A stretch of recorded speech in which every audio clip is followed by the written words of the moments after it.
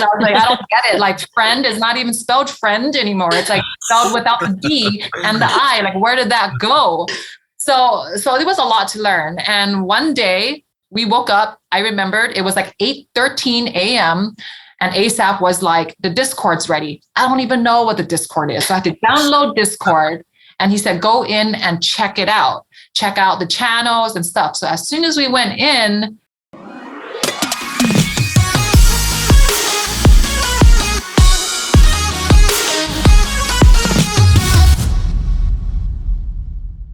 welcome to our special edition of Talkback on Podcast Web 3.0.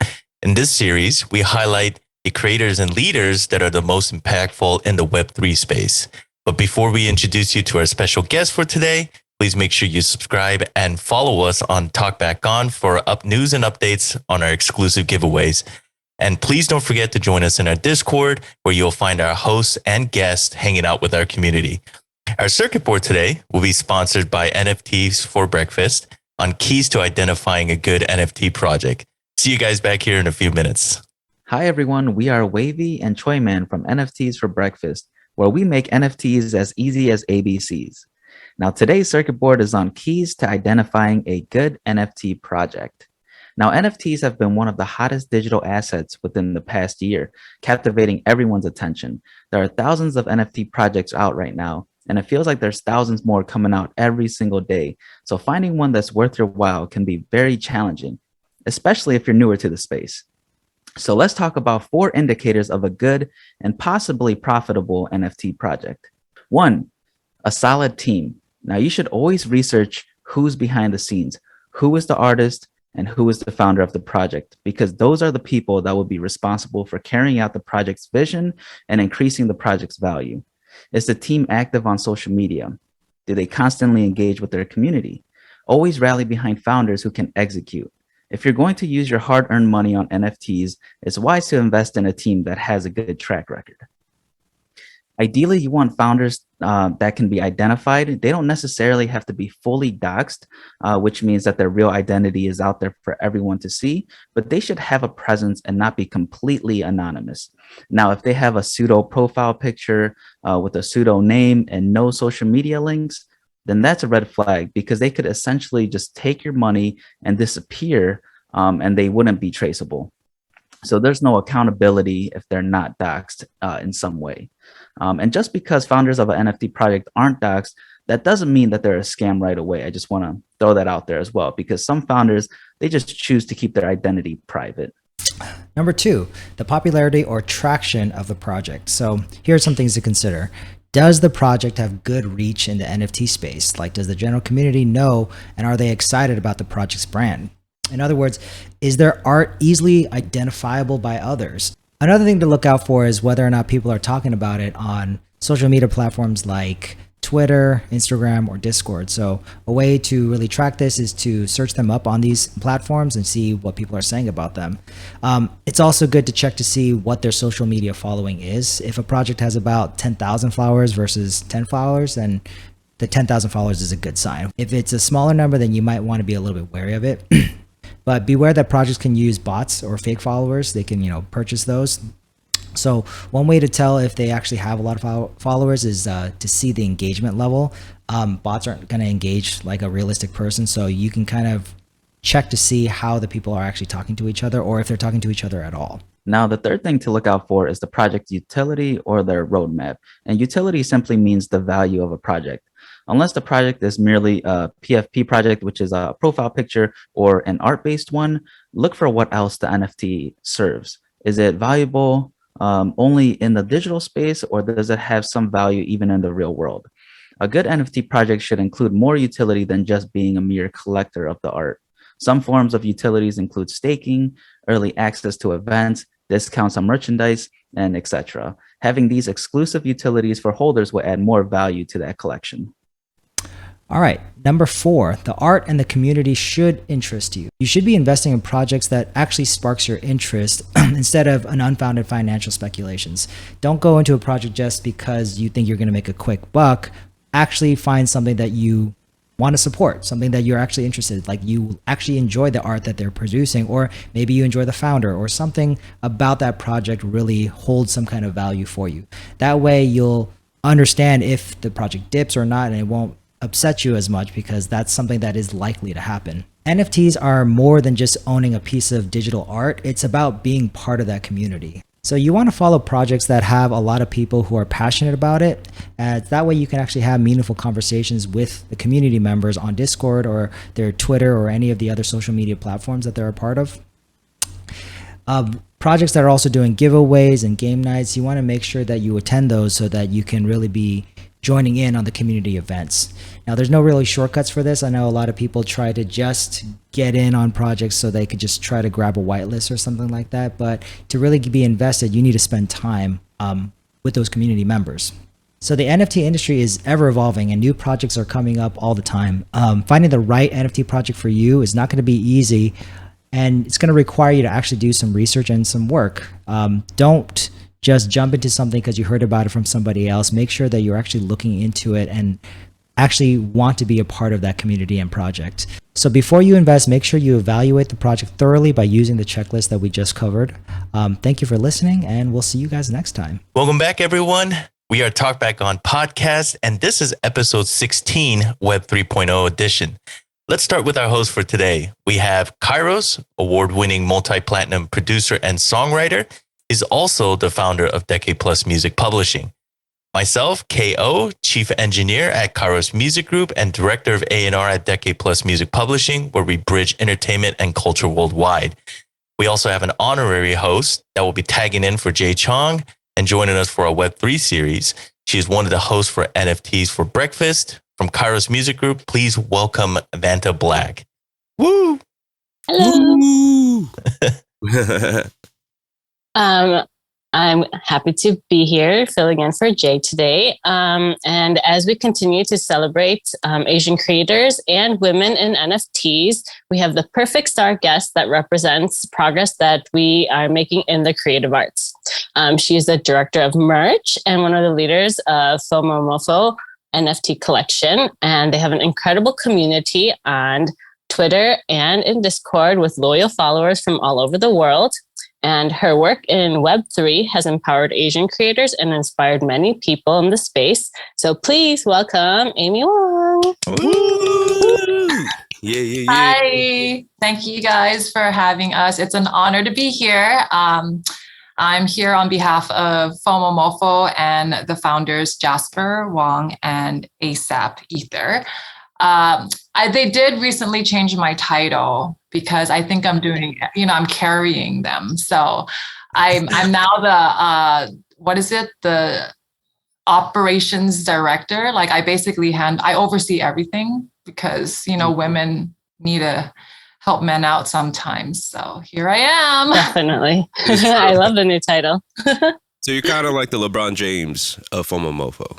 Yeah, pretty much. I mean, I'm like one of those where I was the underdog and no one really noticed me. And then I came up and now I'm just, dunking 3-pointers and stuff like that. Yeah. I love it. I'll start with an icebreaker question first. What is your favorite food?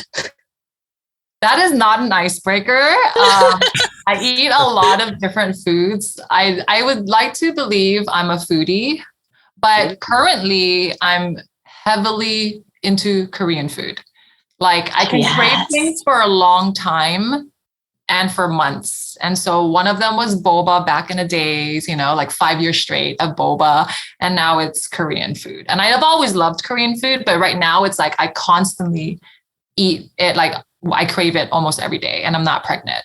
Your favorite Korean food? We do Korean barbecue, beef tongue and jomoluk. I don't know if that's the same thing that you call it outside of Hawaii because they call it onchan and jomoluk. I'm probably butchering it, but I don't know. I think it's beef outside skirt if you were to translate it into American. No, that's absolutely correct. Those are some tasty meats that.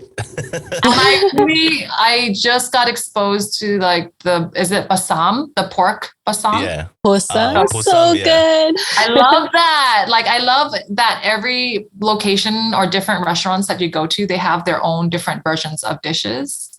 Yes. like side dishes for them. So I'm all about it. My kids love Korean food too. They love the rice. They like the texture of the rice and they like barbecue meat. So, Well, yeah, I bet you guys are more Korean than me because I have never tried, and I'm revealing this today, I guess, on this podcast, but I've never tried kimchi. what? And yeah, I know, right? I don't eat kimchi. I've never tried it, and I don't know what it is. Maybe it's maybe I have an aversion to like something like fermented food. I don't know what it is, but it never interested me. But a lot of people tell me you're missing out. So maybe one day, You should I'll do a explore. podcast.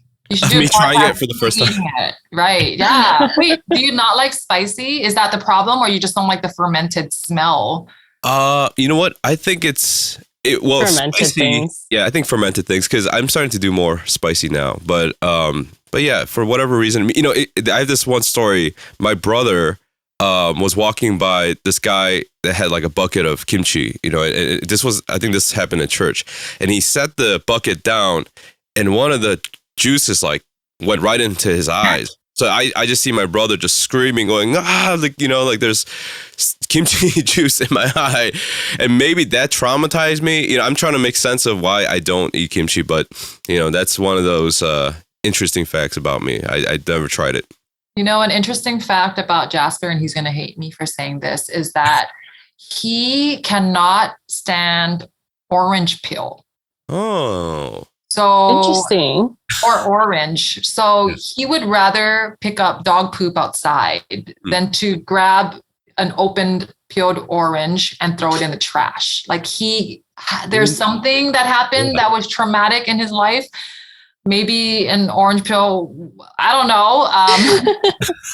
But he just isn't like, he freaks out. Like he can't stand it. Like we can't have him open an orange, or it's just really weird. But I really want to know. I want to dig into his brain and figure out why he can't deal with that. But it does like stay in your hand for a while. Like it does. The veiny citrus. Yeah.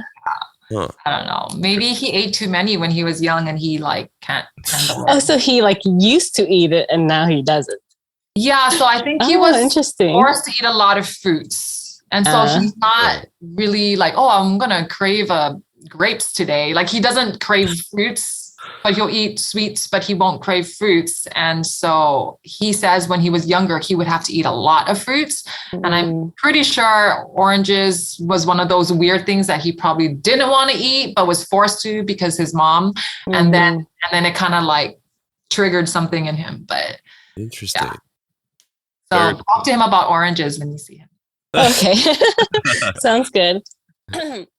So the first question that I wanted to ask you is, we all love FOMO MOFO. And for those who are not familiar with Web3 and NFTs, can you please tell us a little bit about FOMO and how it got started? And we'd just love to hear about your journey. I mean, FOMO MOFO started, our Discord started in December, but Jasper was building the design. So Jasper's an artist and he's in Web 2 artist. He's also the founder of a mural festival that started off as Powwow Worldwide. Eventually, the name changed to Worldwide Walls. And it initially started in Hong Kong. He did his first gallery. But how that started was he moved to Hong Kong. He wasn't the right type of artist for the Chinese people. They just felt like he wasn't mainland art or like the specific art that, stocks or bankers would want to buy. His characters were more playful and different. And so he was having a hard time. That was about over a decade ago. And so then he said, well, if I can't beat it, I might as well just create my own gallery and I just do my own stuff and no one can really say anything about me. So he went to a random little area that wasn't very popular. So the rent was cheaper. He opened up a little small gallery. I think prior to that, it was like some small restaurant. And so he gutted it and made it into a gallery space. And he did his first powwow there. So what it was he flew down his friends and he focused more on the process versus like you coming in and seeing all the art. He wanted people to see the process of an artist doing the art that would be ending up on the wall. And so you can go through it the whole entire week and see the growth of it. And then at the end of their, I guess, opening, they would paint it black. So all their hard work, they post it up and then they just paint it black because it's art for them, right? Not art for anybody else. And while he was doing that, someone from Hawaii, so Jasper's originally from Hawaii. So someone from Hawaii flew up there, happened to be there and said, you should come down and do this in Hawaii. And Hawaii is a very slow moving state. Everything takes a long time to understand or to keep up. And so he was like, oh, I don't know. But then he gave it a try. He did one wall and then eventually it became a couple blocks. And then we basically took over an entire area called Kaka'ako. Wow. And that area was industrial. So it was like where mechanics would be at, automotive painting and all these things. It wasn't a pretty place. Like it's not a place where you just want to walk through. And so when he did that, I think with a lot of other factors that came in, a lot of like-minded people, creatives coming in at the same time, opening up little small, trendy flower shops and everything, it kind of made it the it spot where it kind of pushed out the industrial people and it became more like a destination for tourists. And so from one wall to like a couple years down the line to like over 50 murals, he flew down artists and everything. And what was different with Jasper's thought, and this is why I'm saying it now, because his thinking is very different and outside of the box compared to a lot of people. So I think that's where he became who he is here in Web3 is instead of, creating press releases and sending out his event to all these publications, he's like, why don't I just fly them here? And they can do whatever they want. They can either come here to enjoy or they can write an article about us. So then he flew in Complex Magazine, he flew in Hypebeast, he flew in all these street bloggers and publications. And then it just kind of blew from there and everything just kind of snowballed until it reached a different city. So now you're talking like Long Beach, and then we did Korea, and then we did Powwow Korea. I think it was in Seoul, and then we did Japan. And so like it just started spreading to different places. And obviously it kind of slowed back down due to the pandemic. We had to stop a little bit because what we think of as our mural festivals is that it's more free. Like we don't want you to pay for a talk. We don't want you to pay to go into all these events. Like we're a lot different from Art Basel. So Art Basel is like completely different from how we do things. Anyway, so he became a well-known artist in my eyes through all this. He built a lot of connections, a lot of trust, a lot of friendships, a lot of well-known artists work with him and probably started off with him doing murals. And so he was helping the community grow. So he was already building communities outside of the NFT community space. Wow. And so it was only a matter of time for him to dive into Web3. Mm-hmm. The only thing was when he started, he was just doing art one-of-ones. So he wasn't in the PFP NFT side. He was more of the art side. So when he dabbled in there, his friend Beeple, who, is very famous now with his auction, he started seeing his friends pop up in that space, in the NFT world. James Jean was in it. And then he was wondering like, oh, maybe this is a different way that I could reach a different type of market. Now I have the commission people from in real life and like painting and, all these different mediums. Now I can do like digital for Web3. And so he would start it. But what I've noticed is that from the beginning, Web3 is very like volatile. Like it's also mentally exhausting for someone. So his very first challenge prior to FOMO MOFO was no one knew who he was. Like he literally had to start back from scratch. No one in that space, that 1% that of art collectors knew of a Jasper Wong. And I'm not saying that you should know, but it was kind of like a rude awakening that it wasn't that easy. Like my work won't translate from Web 2 to Web 3. And so he worked really hard. He, did all these one-of-ones. No one bought anything for a while, which kind of like kind of brought his confidence down because, all the things that he's worked for, he's feeling uncomfortable in this space and no one recognizes him. And he's just kind of sad. Right. But he just kept going because that's just how Jasper is. He even applied at different foundation and Maker's Place and stuff. Like he applied in different positions just to get his hands into connecting with somebody, but also nobody wanted to hire him. And so it was really like a weird time. But while he was doing this, he started getting a little better connecting with in real life people that were in part of Web3 in Hawaii. And then he launched Maker's Place. I think it was an edition of 40. And that sold within 24 hours. It was like a bidding and it was really cool. Like that was like the first time where he felt validated as an artist in Web3. People bought his stuff, but it wasn't as quick or as exciting as the Maker's Place one. And with that, while that was happening, we have a friend, ASAP, and he's been in his own world doing his own crypto research. He was doing crypto and then he started dabbling almost at the same time as Jasper doing Maker's Place, so that they were almost in a line, alignment. And then he reached out to Jasper a couple of times in the past, but Jasper again wasn't confident. Eventually, they came to a place where they were both ready to work together on something, and it was called FOMO MOFOs.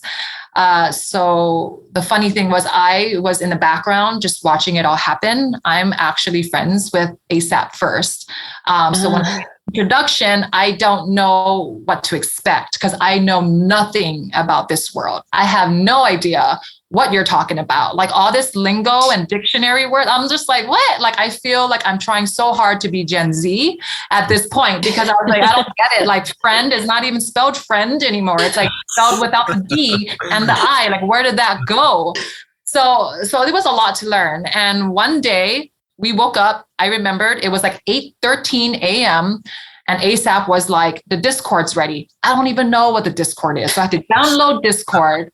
And he said, go in and check it out. Check out the channels and stuff. So as soon as we went in, whatever ASAP was doing, whatever hype he created, it snowballed when we opened. So when we came in, we're like, oh, this is cool. We're looking at the chats. This is cool. And all of a sudden people are coming in. Good morning, good morning, good morning. And we're like, whoa, what's happening? So they're like, let's close it. Let's close it. And then it became a thing. We decided to close every 100 people that comes in, which created more FOMO. And for other reasons, we wanted to clear the bots. We wanted to be more organic and not like a repetitive thing where like all the bots were coming in and repeating stuff. So we want to remove the bots at the same time. So that was that. I pretty much learned NFTs and the lingo within a week and a half. It was like speed learning. We built a lot of relationships with the community. And I think that was so important at that time. Because everyone was coming in very slowly, we got to know a lot of them. Until this day, they are still around, the ones that we've been in touch with since pre-mint, which is very special. And so then when we launched, we launched 8,008 in the collection at 0.08 for mint. And we did our launch and then we did our our mint for public, and it was gone within 15 seconds or something. Wow. Yeah, and there could be a lot of factors, right? Like, oh, bots bought it and stuff. And there was like a good amount of like available NFTs or PFPs left. And so it's a lot of, but we did sell out really quickly and it was a victory for us. But if you were to actually film us during that first couple of days of like before the launch and then launch, we weren't having a party. Like we literally booked a hotel room so that we could stay together and a more comfortable one. And we just sat there in silence while it went live. Like no one said a word. We had champagne on the side. No one drank it. We were just really like high anxiety because this is a baby that if you don't sell, like, what does that mean? And, or what if something's wrong with the contract? You are like, holy shoot, like what's going to happen? And so no one said a word. We were just so quiet. It was like almost too quiet and awkward. But then we sold out. And even then when we sold out, we didn't celebrate. We were just like, I think, overwhelmed by like, I guess like, okay, we passed the finish line in terms of like all the efforts that we've done up to now. And so like the emotions started coming in, like we were emotional. We're like, holy cow.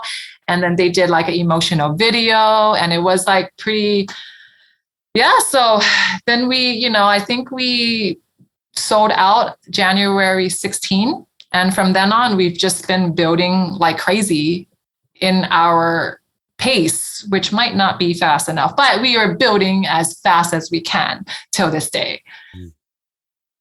Oh, I love that. I didn't know the full backstory of it. Thank you for sharing that. Yeah, sorry, it was very long. I really liked it. I love hearing the stories of how projects launch and the behind the scenes. And I think people don't appreciate as much like how much work actually goes into it, or they don't realize how much work goes into it.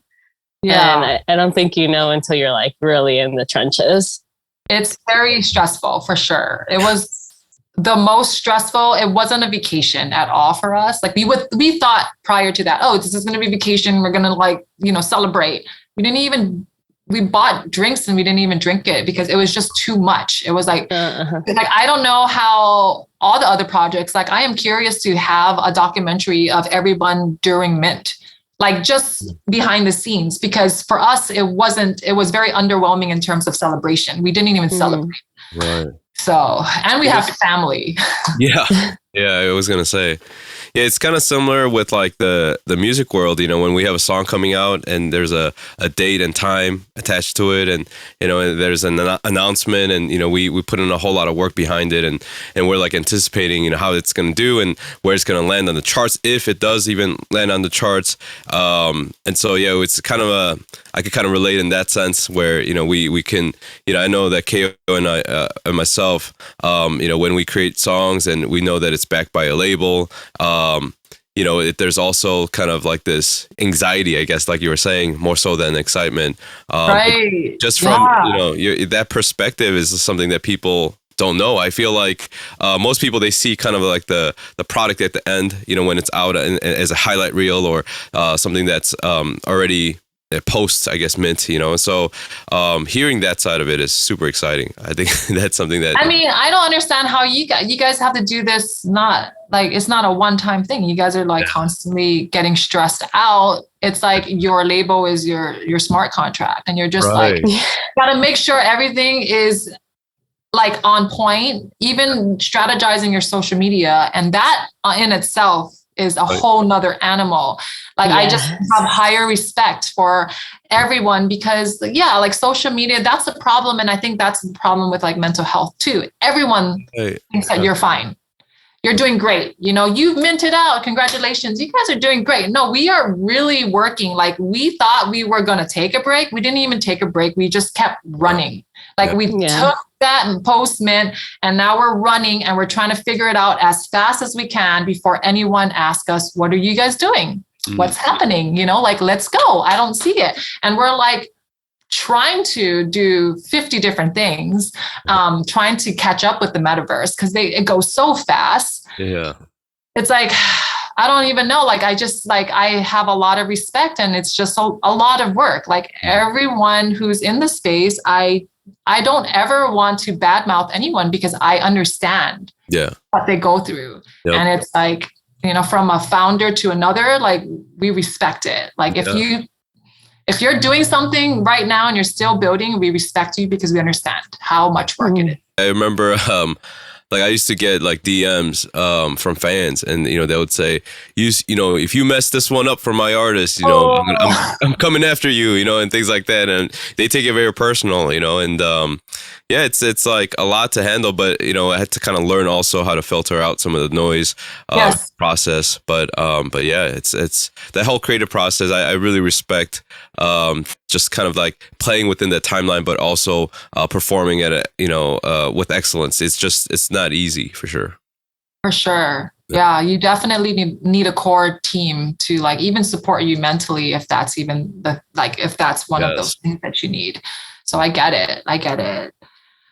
But wow. Yeah, I mean, one of the things that I hear most often is like, it's a marathon. It's not just like a short, quick race where you're like, okay, I meant it, I'm done. It's like there's so much after that. So you need to like pace yourself and, have the team like you mentioned. And I think like a good team and a good community is so important around NFTs. It definitely, I think again, the marathon, not a sprint, is what we use a lot within our like staff chat. I also will tell the public when they're concerned, like, hey, how come there's no updates? My biggest thing is that we're working with our head low. And I think we need to just continue working with our head low and being below the noise. Because if we do get affected by any type of FUD or concerns, which we do care, obviously, that's why we're working so hard. But if we start to stop and then we look and we try to console one person, we will fall back because it affects us emotionally as well. It's not like we're not robots. Like we will work until we can't work. Like sometimes we'll need a break and it just like a forced break on us.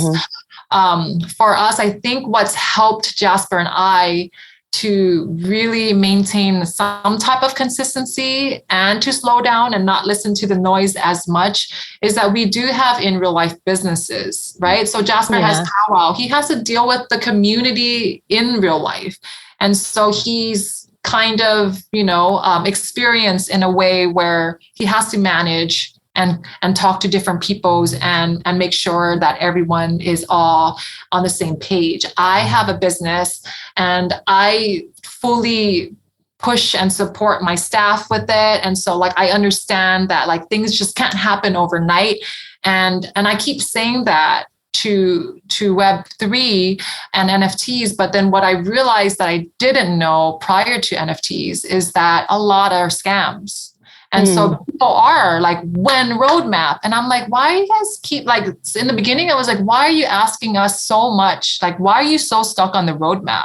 Because for me, a roadmap in real life is a business plan. And a business plan is going to change. It's not going to always hit it. So for me, I'm more like, well, this could be the roadmap, but it could change based off of the energy and the space.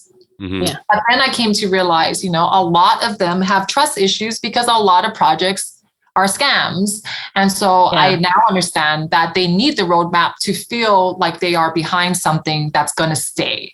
Right. And it makes sense now. Like I get it now. But before I was like, why roadmap? When roadmap? I'm like, I don't know. We're trying. We gave you like a strip pole roadmap. What else do you want? But now I get it. I understand. Yeah, it's so difficult. I think the trust issue in NFTs right now, it's become even lower than before when I first started in the space. And I mean, like we've experienced rugs and, oh my gosh, close your DMs and, there's so much that's going on. And I guess that's like a con in the NFT space, but I think there's a lot of pros to it too. Do you have any personal pros or cons that you've experienced or even Yeah, I'm sorry. I didn't mean to cut you off. I was thinking about this for a while. There are probably a lot of cons going into this space, depending on what level entry you are, right? If you're completely new, you trust everything, possibly, and so you would get scammed. I would have been that person if I didn't have Kaito or ASAP telling me, close your DMs, don't talk to anybody. Even if you think that they're your friend, it could be hacked, and then they'll be talking on behalf of your friend and all this stuff. And so I had to pretty much not trust anybody from trusting everybody. That was one of the hardest things. But out of all those little, cons, there are pros in there. And I think that for us being a creator, our pro is the community. You go through phases of people coming in and out depending on their goals, right? Each community member has a goal, and sometimes it might not align with your goal. So for us, I feel like a lot of our goals have a lot to do with charity. We'll be doing some charity things, and we're going to do what we promised to do, but we also believe in a lot of charity and building communities because we've done that in real life. We're actually kind of planning a mural festival where it's in a location that is not loved, like a very hard area to be at. And so we really truly love the communities and growing them. And so sometimes you'll have people that come in to flip, and that's okay. Like, fine, that's how you survive, right? But then for us, it's like, well, if your concern is the floor price, we can't really help you with that, but we can help you with like having a strong core community. And so I feel like our community has been such a good foundation to keep us going. Yeah, there are going to be fudders, and there are fudders in every single community, but the core group of it all is what helps a project succeed. If you keep getting fudded like by 90% of your community, who would want to work, right? But if we have a lot of strong members, and let's say 80 or 90% of it is strong and for you and is there to support you, you wouldn't want to stop working. You just want to keep going and making it better. And so for us, I think the pro is going into the space, you meet like-minded people, right? People that, connect with you and they are aligned with you. And those are extra friends all over the world that you will one day meet if you decide to dox yourself or not. And so I think that's very, very special. You meet the like-minded and a community of people, There was talks about us debating if, we should have a mental health day where you just close off your Discord. And within our own team, we were like, well, it doesn't make sense. Like, what if you're going through a lot of stuff in real life? And then you go into the Discord because those are your friends. Then we're like, shoot, that's true. So like, there's all these little things that we think about because our community is so important. And so we decided not to do that mental health thing because we're not at a point where we're at the pre-mint. And it matters. Like right now, it's like it matters that your friends are around you, no matter where you are. And if it's Discord, then we're going to leave it open because we want you to feel like if you don't have a celebration for Mother's Day for some reason or not, like then you can hang out in a Discord. You don't, like you have a home. And so the pro is community for me, 100%. Wow. I love what you just said because I think especially at a time when we had to deal with COVID, the past couple of years, and when people are really looking for friendship and a community, and I feel like it's such an important time to find that. And with Talkback on, we try to we started this because we wanted to form a community and provide people with not only information but a space for us to talk about music, talk about the struggles, talk about all the things that are outside of the glamour, and the spotlight, and what we've come to notice is just how incredible this community factor is, into just what we build together. Because now all of a sudden, we could talk about things that aren't necessarily mentioned on, Instagram or, on TV or on the charts.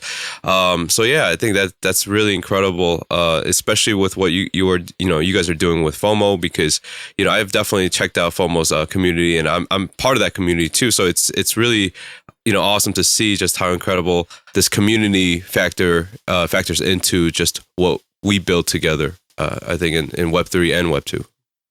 Yeah, I mean, just earlier this morning, I noticed that one community member on Twitter decided to take a break, and I don't know that person at all, but we are following each other, and I know I've seen her in our Discord, and so I reached out. I was like, hey, just wanted to check in on you. Like, how are you doing?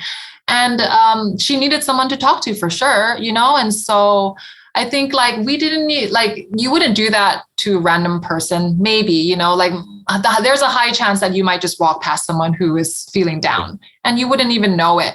But because she was being, she mentioned it, I kind of like felt that energy, and then I reached out to her, and that's something that's special, because I don't think that, I think we need more of that. Because right now there's like a huge cancel culture, and that's very scary. Anyone at any given day or minute can get canceled. And I think that that's so stressful. And so if I could be there for anybody and I'm not physically in the same state, I would totally help people, because I just don't want them to be alone. And so, like I said, like the community is so important, and everyone's feelings they're all going through a lot of stuff. Mentally, like this bear market is not helping either. And so a lot of people are just going through things, and they're slowly dropping or like giving up, and then they kind of get into a position where, well, I want to take a step back from NFTs, but then I like the community. Then it's like, what do you do? Because it's just, there needs to be a balance. And if we could be there to provide that friendship to anybody, like I'm all about that. That's incredible. Yeah, one thing I noticed for us, we talk about, music, we talk about different areas that we can grow on. But what I noticed in the NFT community is that it's almost like a sports team fan club. It's like everyone's rooting for the same thing, and it affects everybody where, the community moves together. So when I hear about charity work, I think it's so powerful what's happening, in the NFT community and what they can do together, maybe opposed to something that we try to do in real life or in Web 2, Right. Yeah. I mean, charities are huge. Like we did our Uniqlo launch, and a portion of the proceeds from Uniqlo went to 2 charities for us. We picked one.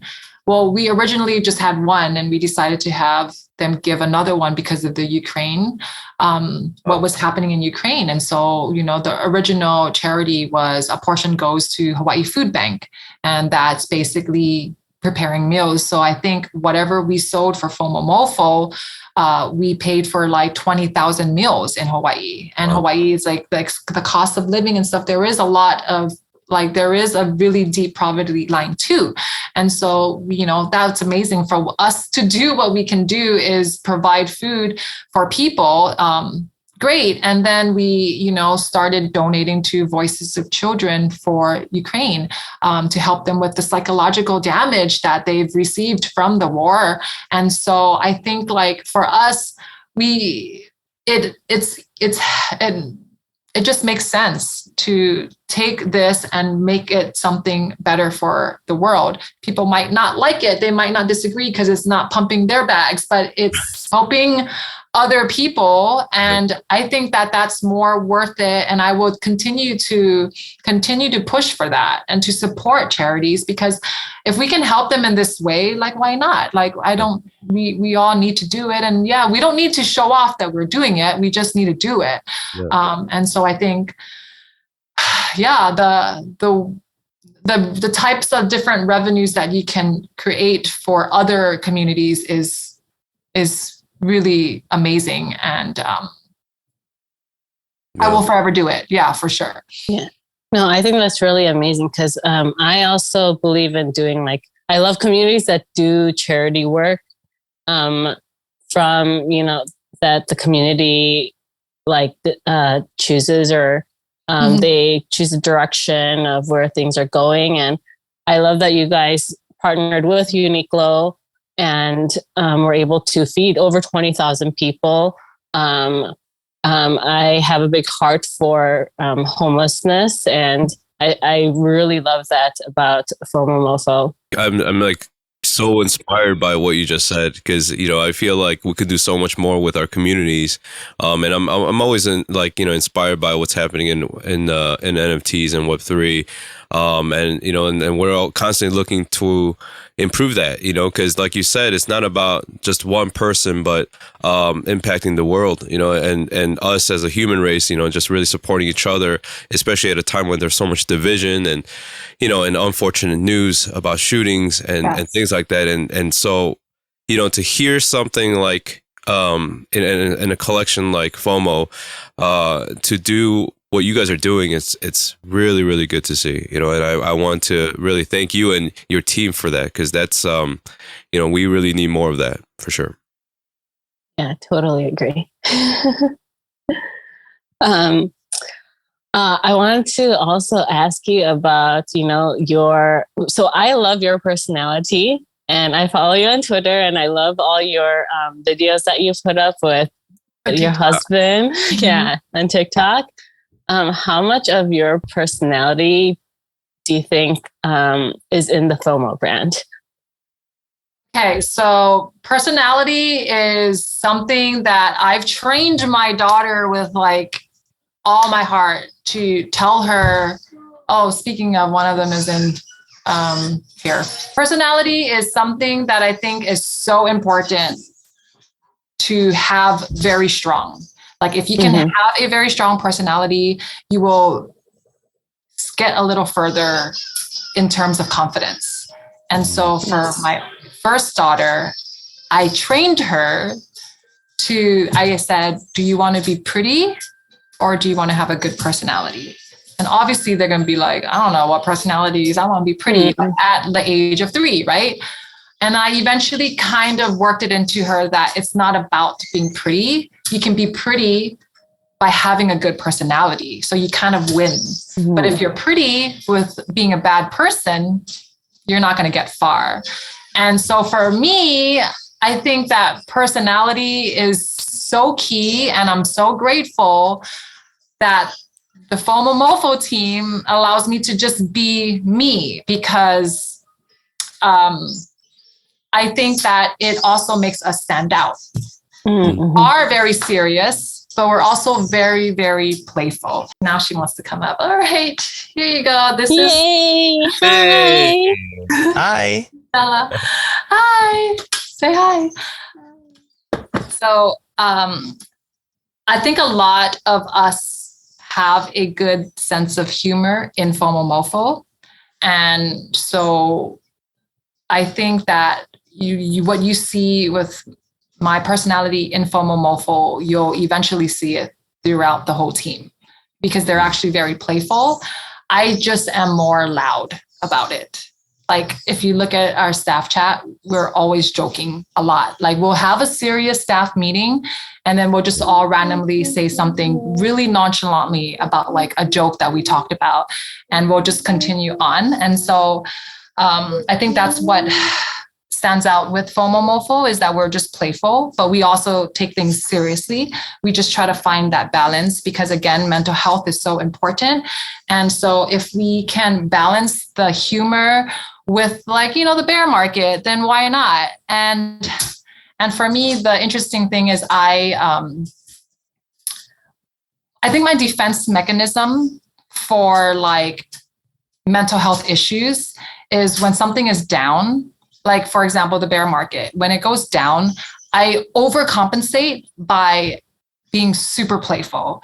So when you guys started seeing like the TikTok of like awkward Amy, that's because the bear market was down and everyone's confidence was really down in our Discord. And I kind of like overplayed myself, because I just was like, well, let's not like be down. We can continue to make light of any situation. And that's where you saw my weird TikToks of awkward Amy. They call me awkward Amy. And so I would do that. And then I would be very playful with Jasper. And Jasper actually is more funnier than me. He's just always busy, so you can't tell. Do you watch stand-up? I do. I don't remember names, but I do watch a lot. In fact, oh my God, see, I just forgot. It was an Asian, Ronnie Chang. We just watched this show. Funny, and I think he's so hilarious. I just like so awkward and so smart. that it's like even funnier to me. For me, I love awkward people. Yeah. Like I love the uncomfortable, negative spaces and sounds when people talk, that I'm more drawn to them. And I'll try to be friends with every awkward person in the world if I could, because I just love it. Yeah. That's so funny. I love that. Yeah. I guess I have a question in relation to like kids. How is it balancing Web3 and Web2 and a family? I mean, she just interrupted our so my oldest one is supposed to watch the younger one. I don't know what happened. I like bribed him with candy. I said, just eat whatever for breakfast. You want candy? Fine. Just leave me alone for a minute and an hour. And then Jasper is actually supposed to be home. I don't know where he's at. And so it's actually really hard to balance. And it's unfortunate that we prioritize at some times, and I will admit that we would work. And so we drag them with us to work. And so they see us, going to our office, and then they sitting down with their iPads. And I don't think that's the best strategy, but we also make up for it by balancing time at night with them and going out on the weekends with them. So we try to like divide time like that. But I'm always in Discord and everything like throughout the day just to make sure that everything is fine. But balancing is a struggle, and I'll continue to do that until, I don't know, they get a lot older. But I'm still learning for sure, like how to balance everything. I don't even know how we do it, but I think it's more of a tag team with Jasper and I. Yeah, we're all parents on here, so yeah, I think we all get it. Yeah, for sure. How old are your children? Mine's almost a year and a half now. She's turning 17 months this in a couple days. A year and a half? Yeah. She's walking then, right? She's walking. She's babbling. Yeah, she's just the biggest joy in my life. She's super cute. Oh, the 1.5-year-olds, man. I mean, every single time I look back, I'm like, oh, this is my favorite stage. But then there's always a favorite stage, which is good. So like cherish that moment. But that is also the zombie stage where if they're walking, they like smash everything, and then you just have to make sure that they don't hit corners, but eventually they'll not do that, so that's a good thing. She likes to climb a lot. She started walking pretty early, I think at 9.5 months, but she loves climbing. And I think that's one thing that kind of resonated was when it comes to balance, there's certain times, especially my wife works and so do I. And trying to find that balance sometimes, it's almost kind of like this chaotic mess, but somehow you find this just clear direction. How about you guys? 7-year-old and a 5-year-old. I feel like it's a good age, like 7 and 5, because the 5-year-old is a little bit older. They're like crying right now because she can't see mommy. So I hear Jasper just coming home. But like, I think the 5-year-old, once they hit 5, then like they're pretty self-sufficient. Like she's 4 and she still wants my attention, which is fine. But like, I think 5 is a good, because they just do things on their own even more. So I feel like you got it good. You're there. Yeah, I mean, it's great because they get along so well. So I love that they all play with each other. Yeah. And it's at a point where like you can actually have conversations. So it's fun. We have our little arguments, time to time, and discussions. And they're smart enough to like think about their own reasonings, and things like that. And to see their like personalities come out, that's what's super cool. I think like that's fun to see. Yeah. So we're enjoying it. I always say it doesn't get any easier, but it gets better. Yeah, I agree. I know you guys recently launched merch too. Yeah. How was that? Oh gosh, it's good. So we did a Q1 release, and we name it by quarters because I think it's easier. But like the quarter one release was great. We've token gated it from the beginning. So you only have access if you can connect your wallet.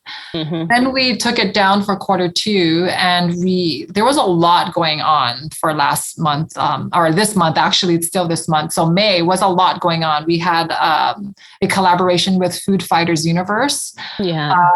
And that was for Complex Land, which is a part of Complex Magazine. And then we worked with a company called Easy Live, and they had a booth there, and they kind of featured our brand. And so that was really cool.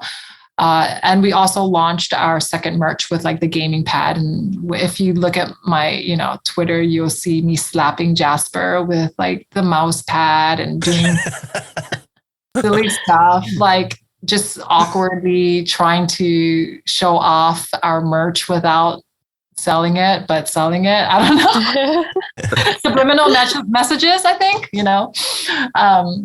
So we just dropped our merch, and we're trying to do it every quarter. So it just keeps happening so fast. Like we're already trying to do quarter three, and we're like, oh my God, we're not there yet. But yeah. Well, I've seen the merch and I love it. It's called Summer Spaces, right? Yes, I got to send you guys some stuff. Not showing off, but this is quarter two hat. The dad hat, we have it in, different, we have it in a beanie, and then we also have it in a snapback. Oh yeah, I think I've seen the snapback before. Your hat is mine is just black. I like it. It looks like leather almost. There's like, I don't know, there's like weird bands and stuff on it. I want to ask if you want to make any announcements or make any plugs.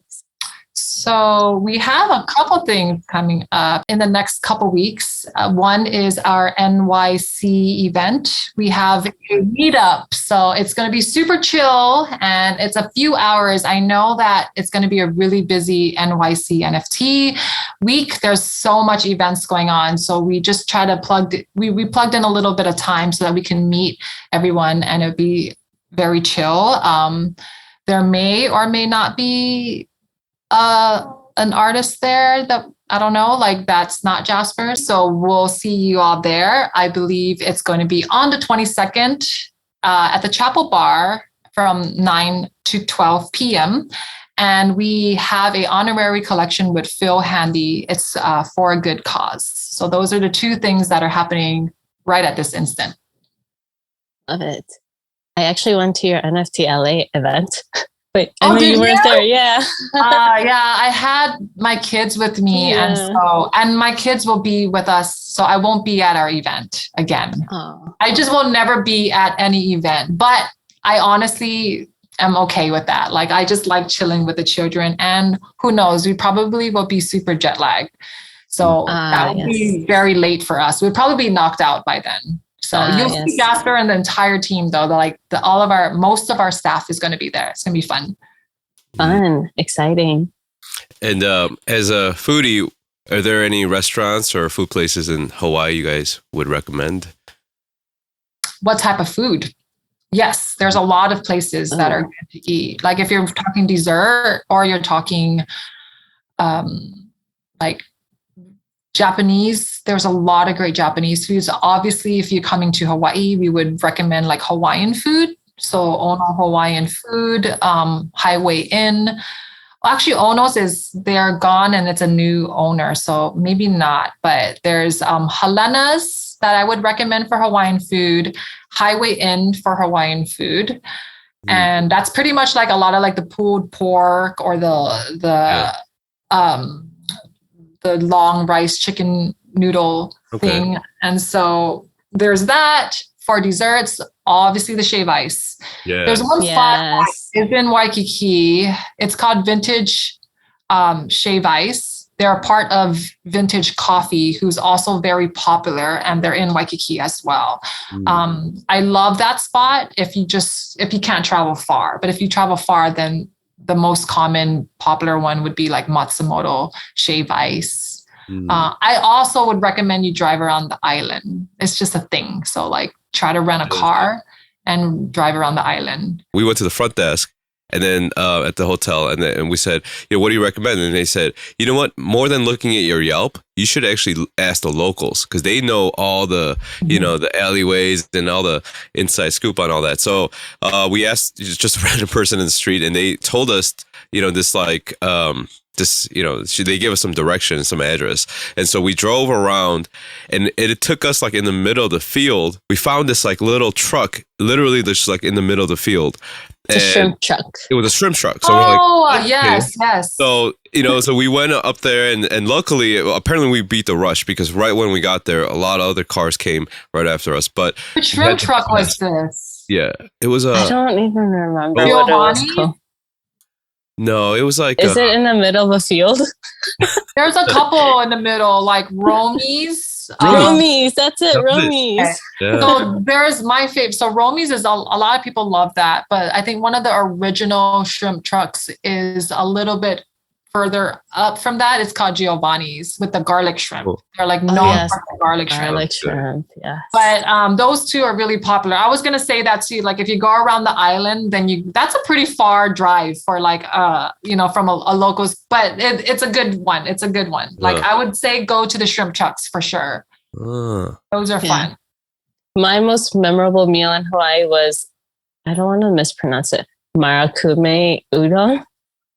Okay. That is so interesting. Like I walk past that and there's constantly huge lines all the damn time. But then they have other ones like in different areas and there's no line. But I think really? like it's like a thing. Like it's like you must go, kind of thing. It is cool though. I like it. I don't know why it's so popular, but I like it. It's good, but it's like the way that it's so hyped up when you walk past it, you kind of want to try it. But then for me, like we know, and it's like, it's good. Yeah. I just wouldn't be like, I want to go there because I don't want to wait in that. Yeah. Line. But they have one in like Chinatown and it's like there's no line at all. I didn't know there were multiple locations. Yeah. And you know what? That's not even a Hawaii brand. Oh. I think it's like a Texas one, like super random. Texas. I know because he hit up the founder or somebody, the owners hit up my husband to do art. And they, or maybe, their businesses in Texas for like tax purposes, but like so they said they were in Texas and but that is that's huge. Like people wait long hours in that line to get udon. Yeah. And luckily they opened one in LA now. So. Oh, good. Is it doing crazy there? I haven't been since pandemic, but it was doing really well. There was a long line again. Yeah. Wow. Well, that's cool. I mean, everyone likes noodles. Yeah. I got to ask you, how about masubi? Because I got to ask that for our kids. Musubi? Is it masubi? Oh. Yeah, you're saying it very politely, but it's musubi. The spam musubi? Are you talking about the spam one? Yeah. Okay, that's every logo's favorite. It's just so simple. So it's not too hard to find a good one. Like you can actually find really good ones at 7-Eleven. So we just go to 7-Eleven sometimes and we just grab a musubi, and then other people will make musubis. I mean, I think that it's like, it's almost all the same. There's not one that's going to be, you only should eat this one. Like musubi generally is on point and you can eat it anywhere. My daughter likes the salmon musubi where it's like the triangle and then it's like all like an ochazuke almost, where like it's all the shredded salmon inside and she'll eat that. Yeah. Oh, I love those too. There's Korean versions of it. Yeah. I'm sure those would be really good. I went to a little like convenience store that's Korean in Hawaii, and it's like a hole in the wall, and they were like serving like kimchi stew, like just a little container, and then I bought a regular spam musubi and I just dipped it, and I was like, dude, this is yum. And then like I almost created, like my Instagram was like going crazy. They're like, oh my God, where did you get this from? I'm like, dude, I just dipped it. Like you just do it yourself. And they're like, this is genius, but it tastes really good. So. It's kind of like, have you had pude jjigae before? It's like kimchi stew with like spam and ham and stuff. Yeah, and ramen, right? Yeah. So it's pretty. That's why I was like channeling that, and I was like, this works.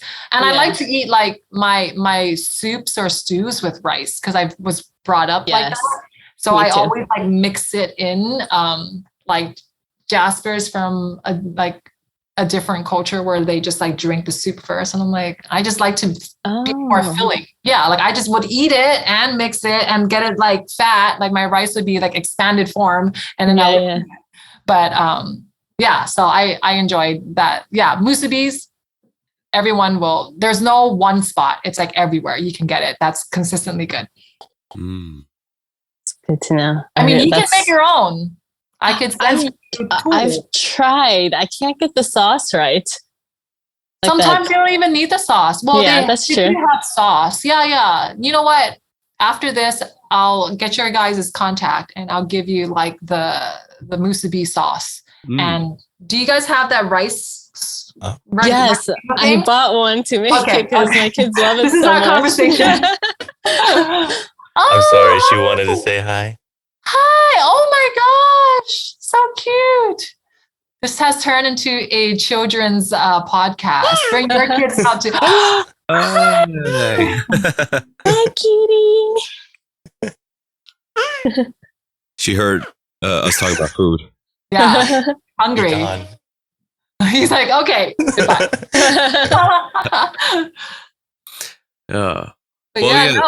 Thanks for having me on this, guys. As we talked about, community is something that's so important, especially at a time when, we went through so much over the past few years. And I think what we talked about today, whether it be, charity or just, how we can help each other and really band together at a time, like when we really need each other. And I think it's so important, for us to bring in the forefront of everything we do, even especially like, in the creative field. So, yeah, thank you so much for sharing everything today, and I really appreciated today's episode. I think it's super informative and it's also, really good for us to talk about it when, we have a lot of people outside of Web3 that are interested and looking in and wondering if it's a space worth stepping into, and so for many of the beginners out there and people that are looking into NFTs, I think you guys should definitely check out FOMO MOFO. It's a brand, a community, a culture that I would love for everyone to find and just be a part of. So thank you so much once again. Hopefully we could do this again. And definitely, we'll talk more just about where FOMO MOFO is going and about food. I think that's something that we all enjoy as well. So I also wanted to give some goodies to your community. If you have any K-pop fans in your community, I have a couple signed CDs. They are B2B CDs. If anyone's interested, so yay. Hey, thank you guys. I mean, it's an honor to be here. I just feel like you guys could have easily talked to the other guys, but then you guys chose me, and so I'm gonna use this against them for the rest of my life. We had to get the LeBron James, FOMO MOFO here. Right. Yeah. Me. Yeah. Without me, there's no NBA. I get it. Exactly. All right. Thank you so much once again. We'll definitely talk again soon. Until next time. See you guys later. See you. Thank you. Bye. Bye.